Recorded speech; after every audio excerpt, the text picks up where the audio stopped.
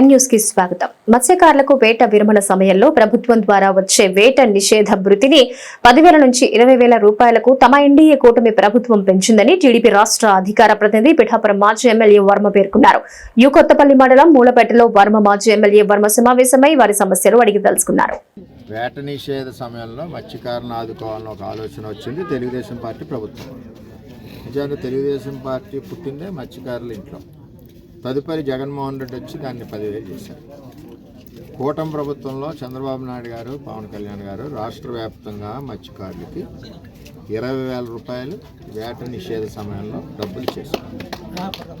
అవి కూడా త్వరలో, అంటే ఒకటి అర్థం చేసుకోవాలి, ఇప్పుడే ప్రభుత్వం 50 రోజులు అయ్యింది ప్రభుత్వం ఏర్పాటైంది. జగన్మోహన్ రెడ్డి చేసిన అప్పులు కాగితాలు కూడా దాచేశారు, ఫైళ్ళు తగలబెట్టేస్తున్నారు, ఏవి తగలబెట్టారు, అన్నీ ఎక్కడికక్కడ తగలబెడుతున్నారు. ఇవన్నీ చూసి ఎంత ఉంది ఇది ప్రజలు చెప్తున్నారు. ఎంత అప్పు చేశారని కూడా. ఇప్పుడు 9,75,000 కోట్లు అప్పు చేశాడు. సంవత్సరానికి 78,176 కోట్లు వడ్డీ కడతారు. ఇవన్నీ ఆలోచన చేశారు. ఇది కూడా త్వరలోనే ఈ అమౌంట్ కూడా ఇస్తారు. దీంతో పాటుగా కొత్తగా ఇళ్ల స్థలాలు ఎవరైతే ఇస్తున్నారో అందరికీ కూడా 3 సెంట్లు ఇళ్ల స్థలం ఇస్తారు. లోన్ కూడా ఎక్కువలోనే వస్తుంది. ఫిగర్ డిసైడ్ అవ్వాలి, 3 నుంచి 4 లక్షల మధ్యలో ఉంటుంది లోన్ ఇస్తారు.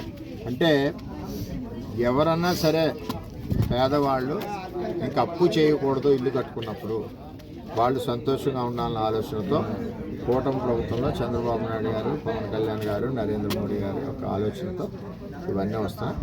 ఇవన్నీ కూడా పట్టాలన్నీ కూడా ఇవ్వడం జరుగుద్ది. తొందర ఏం పడక్కర్లేదు. మొత్తం పేదవాళ్ళు ఎంత ఎలిజిబిలిటీ ఉన్నారో అంతమందికి కూడా ఇస్తారు. రాబోయే రోజుల్లో స్కీములు కూడా వస్తాయని మీ అందరికీ తెలియజేస్తూ, ఇక్కడ మల్టీపర్పస్ హాల్ ఏదైతే ఉందో త్వరలోనే ఖాళీ చేయించి దాంట్లో మీరందరూ పెళ్లిళ్ళు చేసుకునే విధంగా మీకోసమే నేను అప్పుడు కడతా 4.5 కోట్లు. అట్లా అంటే మీరు మెత్తగా ఉన్నారు కాబట్టి వాళ్ళు వచ్చి అద్దుకున్నారు. దాన్ని ఖాళీ చేయించి మళ్ళీ అందులో మత్స్యకారులు వివాహాలు చేసుకునేలాగా వేవర్స్ ఇక్కడ అందరూ బీసీలు ఉన్నారు, అన్ని వర్గాలు వివాహాలు చేసుకునే విధంగా దాన్ని తీర్చిదిద్దామని చెప్పి తెలియజేసుకుంటూ కూటమి ప్రభుత్వం ఎప్పుడు కూడా మత్స్యకారులకు అండగా ఉంటుందని తెలియజేస్తుంది. మరిన్ని తాజా వార్తా విశేషాల కోసం ఎం న్యూస్ ని సబ్స్క్రైబ్ చేయండి, మీ మిత్రులకు షేర్ చేయండి.